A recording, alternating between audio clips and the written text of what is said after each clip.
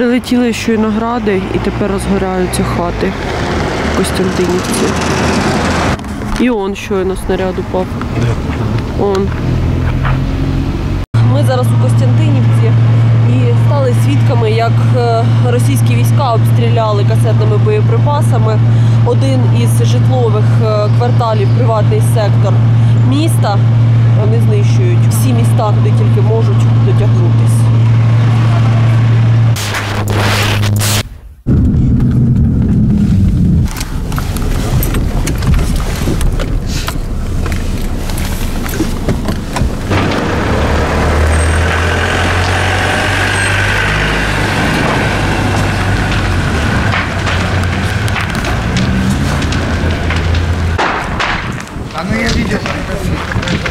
По житловому кварталу одні цивільні. Ви тут були, коли це сталося? Я бачив. Гради прилетіли? Ні, це, походу, як касетне. Всі живі? Я не знаю, тільки подійшов, я говорю, на першу вулицю.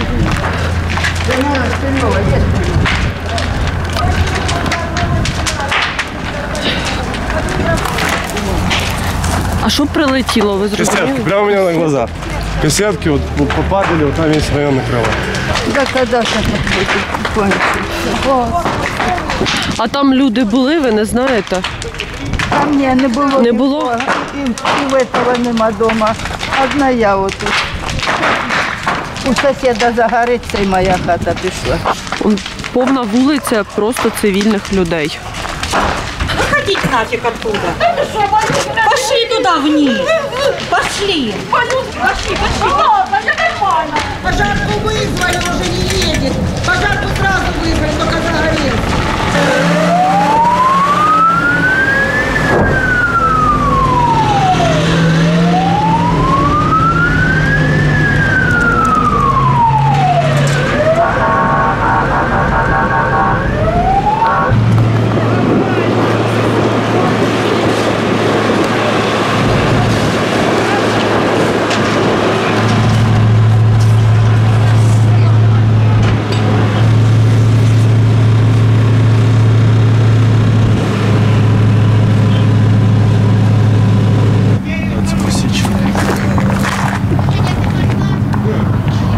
Кажуть, наче не було людей. Говорят, что там заброшенный дом, но кто его знает.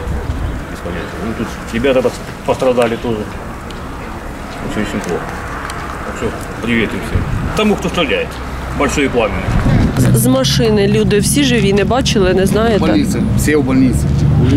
У девочки страх, а те поранены. А хто там був, сім'я? Муж, жена и ребенок.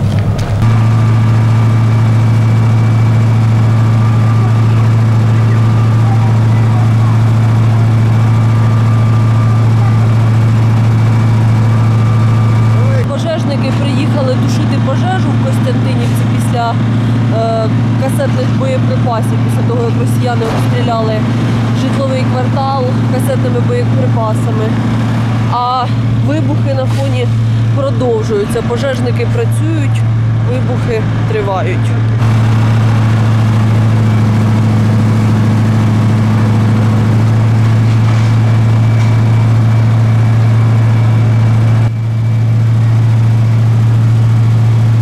Человек. На нашем. Сколько нас осталось? Да надо сегодня. У нас же там Санин и...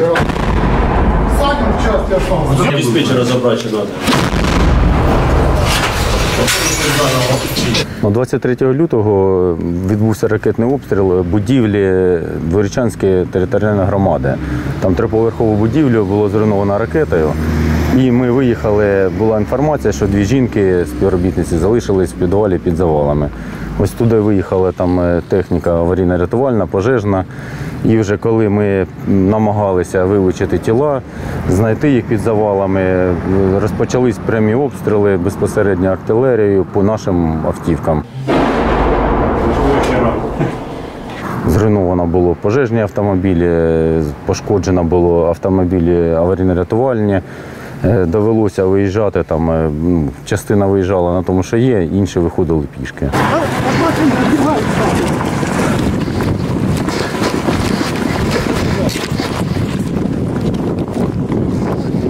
вашими відчуттями, вони по вам стріляли? Вони, побачили з квадрокоптерів своїх, що працюють ДСНС. Усі автівки підписані, вони спеціальні, не розмальовані. Маються написи, вони побачили, що приїхали рятувати людей. Гатили безпосередньо по нашим автівкам. Співробітників наших було 30 чоловік. Приїхали нам на допомогу із Харкова. І тому так все укривалось в підвалі під час між обстрілами, тому всі живі-здорові. Тіла жінок ми не змогли достати, тому що ворог не дав цього зробити. Били по пожежному депо. Не влучили, на щастя, всі живі-здорові, б'ють об'єкти інфраструктури вони. Буквально 2 тижні тому наступна ракета, будівля Олимп, за ним теж розбила, там така воронка в 3 рази більше. А цілили по кому? Думаю, що по нам. Саме пожежна частина іменно в Куп'янську. Раніше директор цього стадіону пишався своїм футбольним полем, цією травою. Він казав, що воно там було з найкращих в Харківській області. І навіть забороняли тут бігати, тільки футбольні матчі і все. А тепер 2 тижні тому відбулося 2 влучання ракетами. Одну безпосередньо в саме поле потрапила, інша в трибуну. Дуже-дуже велика яма там. Це навпроти пожежної частини.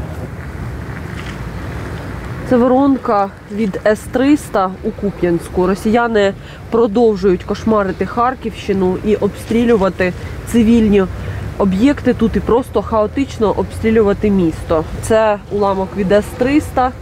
Він, до речі, дуже легенький для уламка. Вражаючі елементи у них там в виді металевих таких частин. Цей знак ДСНС під час окупації наші співробітники заховали в підвалі, накрили тряпками, щоб їх окупанти не знайшли, тому що була команда все здати для того, щоб вони його утилізували.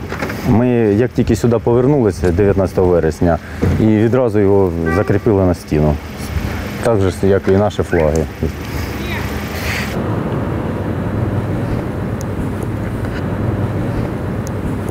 Ми у Куп'янську. Тут ми вдруге. Вперше були всередині вересня, коли ЗСУ тільки лише звільнили правий берег міста, а лівий був ще під росіянами. І тоді ворог уже почав до цього ціле місто обстрілювати і знищувати цивільні будинки. Зараз же ж це місто навіть не на лінії фронту. Це прифронтове місто, воно в 8 кілометрах від нуля. Але незважаючи на це, росіяни обстрілюють його і громаду практично щодня. Тут дуже мало вцілілих адмінбудівель і побитих цивільних будинків теж дуже багато. Деякі вулиці нагадують апокаліпсис.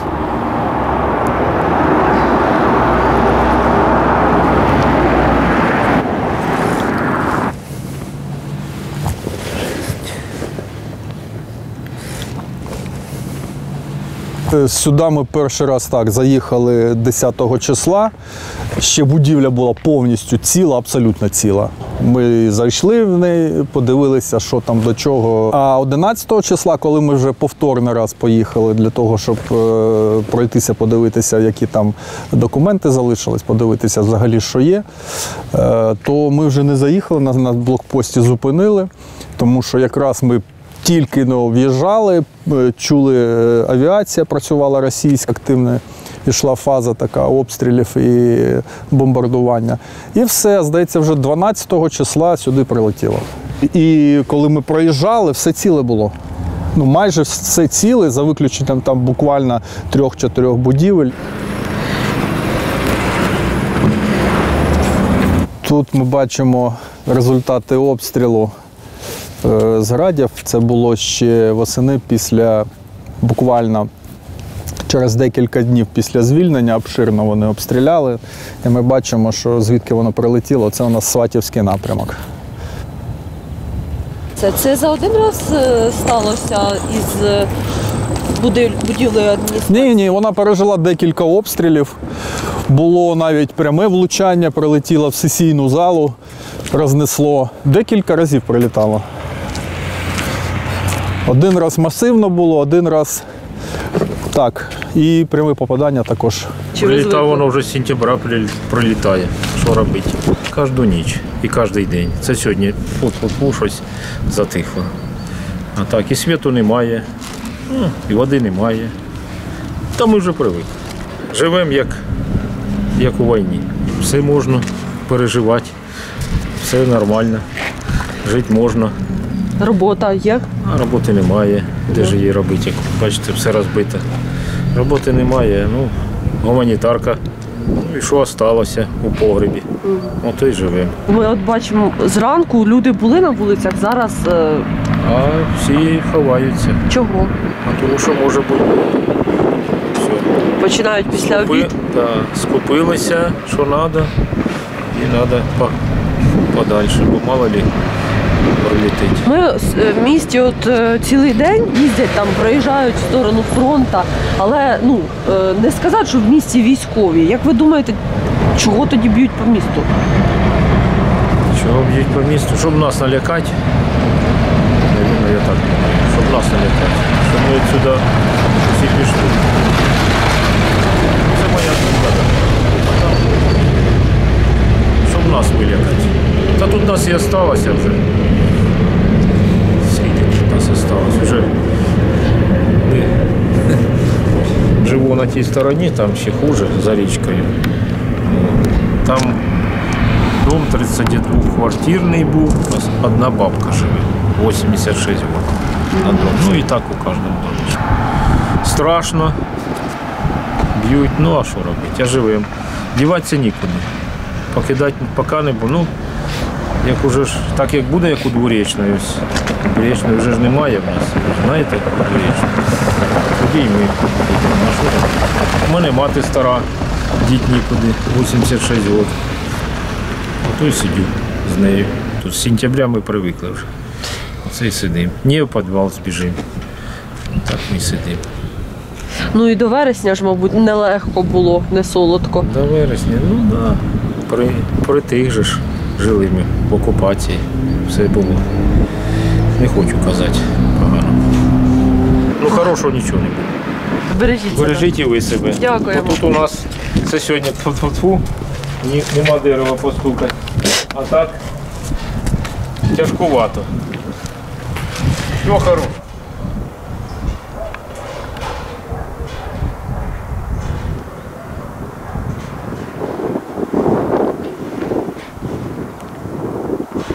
Скільки ми їздили по Куп'янську, у місті насправді небагато військових, в основному вони просто проїздом, тобто тут ніякого немає, їхньої якоїсь точки базування, вони концентровано ніде не знаходяться, так само, як і в тих будівлях, які обстрілювали росіяни. І це насправді ще раз доводить, що вони, обстрілюючи місто, вчиняють воєнний злочин, порушують міжнародне гуманітарне право і мають бути за це покарані. Подобайте це відео і поширте його для того, аби більше людей знали про злочини росіян. Вчора вночі відбувся ракетний обстріл, потрапили безпосередньо в будівлю. Це адміністративна будівля, тут не було нікого. Був один охоронець, він знаходився в районі підвалу. І завдяки тому, що він був в епіцентрі, він врятований, він залишився живий та нешкоджений. Обстріл ними цих цивільних об'єктів, ймовірно вважаючи, що там є українські військові, то це безпосередньо напад на культурні, релігійні, медичні, освітні, навчальні заклади або адміністративні будівлі, які не використовуються для розміщення живої сили або техніки. І це якраз є руйнуванням цих об'єктів, яке і заборонено міжнародним правом. Ось це районний дом культури. Якщо побачите, також бачите, повністю зруйнований внаслідок обстрілу. Десь протягом місяця. От будівля суду, Куп'янського міськрайонного суду. Також С-300 потрапила безпосередньо в навіс над центральним входом. Десь так раз в 3 дні точно ракетний обстріл і щоденно артилерію б'ють. І це у нас як промзона. Тут у нас були підприємства, оптові бази, стройматеріали, тут все, що тільки можна було. Ну і це з синім кольором, це рибна компанія.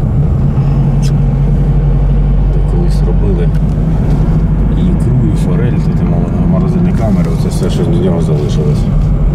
Тут гасили пожежі на родній компанії і розпочинався обстріл з артилерії. І, приходилось збиратись і приїжджати, коли там заспокоюється ситуація. Нас постійно обстрілювали, щоб ми не могли виконати свою роботу. Ми можемо говорити, що обстріл таких об'єктів і таких людей є міжнародним злочином.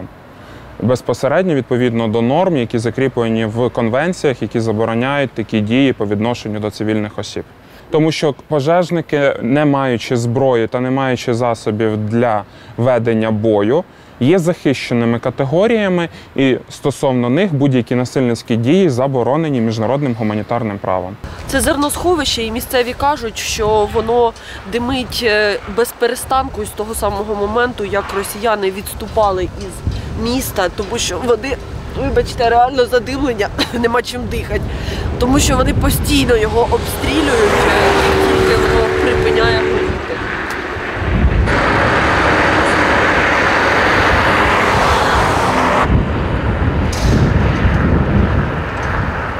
Тут у нас десь був масований обстріл достатньо Куп'янська. Прилетіла тут ураган, повибивала все, прилетіла в школу, прилетіла в пошту. Були поранені люди, на жаль, вони були здебільшого поранені склом і тим, що вилітало внаслідок вибуху.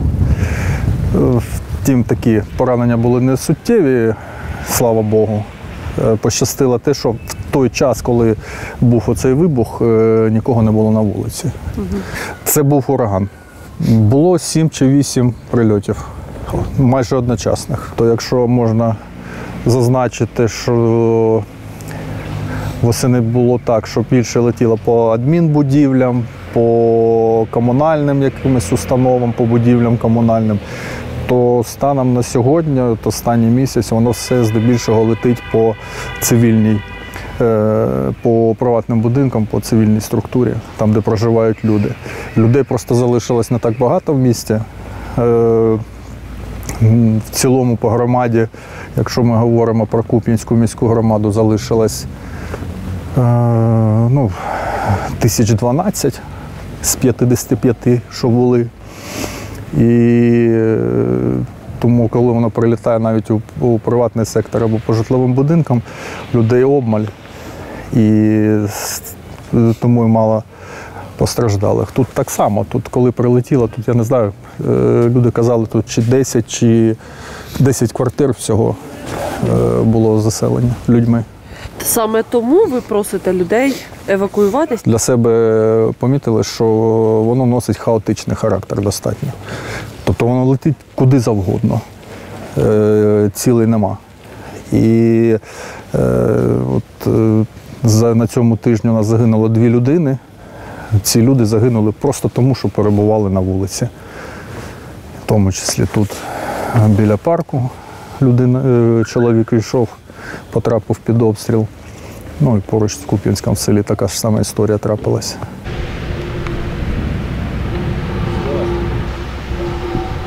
На подвір'ї цього будинку, свого будинку, вчора загинула жінка, її тіло знайшли сусіди.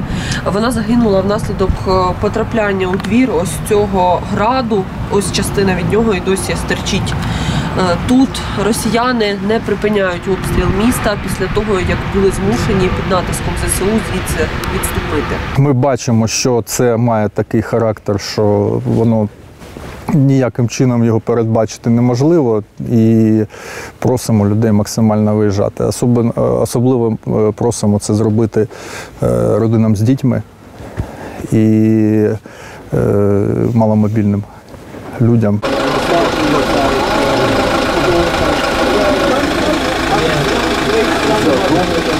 Евакуація людей із фронту триває щодня. Зараз Червоний Хрест вивозить мешканців із Дворічної, яка обстрілюється щогодинно, не те що щодня, і із інших сіл Куп'янського району. Небезпечно, вивозю дитину. Дитина в сусідній машині, вивозю дочку, їй 13 років, і бабушку.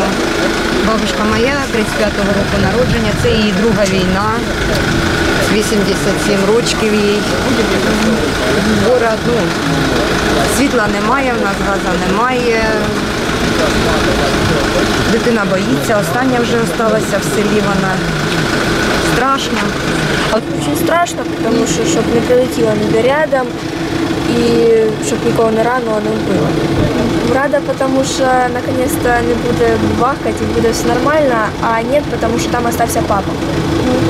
Я з нього переживаю. А чому він не зміг з вами поїхати? Ну, у нас дома хозяйство, у нас коровы, куры, свиня одна. И нам никому це все оставить. И папа попродає це хозяйство, і через місяць він сказав, що він приїде до нас. А так все нормально. Хорошо, що виїхали. Збирались, звісно, вже давно, тому що і обстріли йдуть, і ніде полічитися. В больниці нема ніде нічого, вже цілий год без лічення. І того виїжджаємо, і нас везуть, я куди не знаю. Наші волонтери нас спасають, молодці, вони приїжджають, всі нас виручають, у нас люди дружні, дуже дружні люди. Спасибо. Давайте отак от. Сідайте. Тепер ножку цю підіймаємо.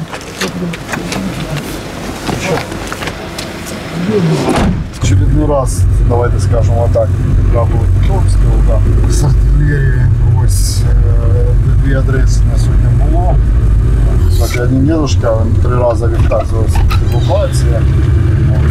Сьогодні, слава Богу, розумів, що потрібно їхати. Тому що хати справа і зліва немає. Зараз працюємо, місця безпечні. Що, скажімо, лінія зіткнення для картону, дворічна і задворічна. Туди мало хто їздить. Такі люди є, поки вони мають побажання виїжджати, то однозначно будуть їздити. Це вже, на жаль, дуже такий гіркий опит. Як прилітає, десь поблизу, чи в хату, людина тоді вже вона сама біжить.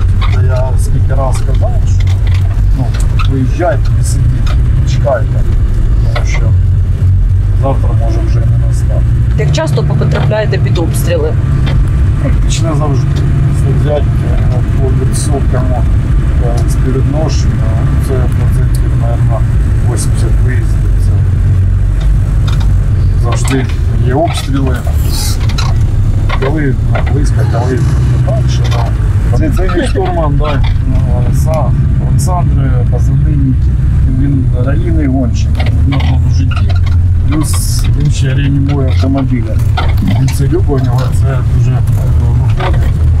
Ось, і в таких місцях, де ми їздимо, від його, скажімо, уміння життя наше залежить. Допомагає досвід набутий, який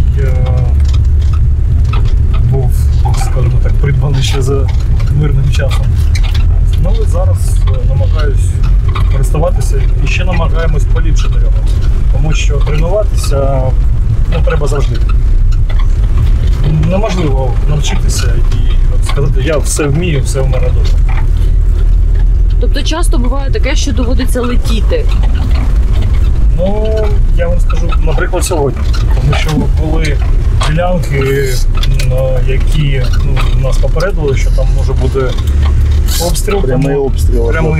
Прямий, тому що дорога розстрілюється, тому треба їхати швидко. Але швидкість це не завжди гарно і повинно зробити так, як є насправді. Тут головне, як в ралі, доїхати. Ще хочу подякувати кожному хлопцю, який займається волонтерством свого ряду. Вони всі в житті були, я будівельник, хтось підприємець, хтось фермер, хтось студент у нас є. Вони всі роблять таку справу, вони працюють через день, ризикуючи життям своїм, як би це не звучало банально, але вони ризикують життям, тому що самі розумієте. Життя таке, тим більше воно там, коли ти їдеш, ну, може, на жаль, бути плачевний варіант. Ось, велика дяка, вони все неймовірні. Я пишаюся кожним, що вони роблять таку справу. Ось, вони дуже великі молодці. Дякую велике вам. І вам дякуємо велике.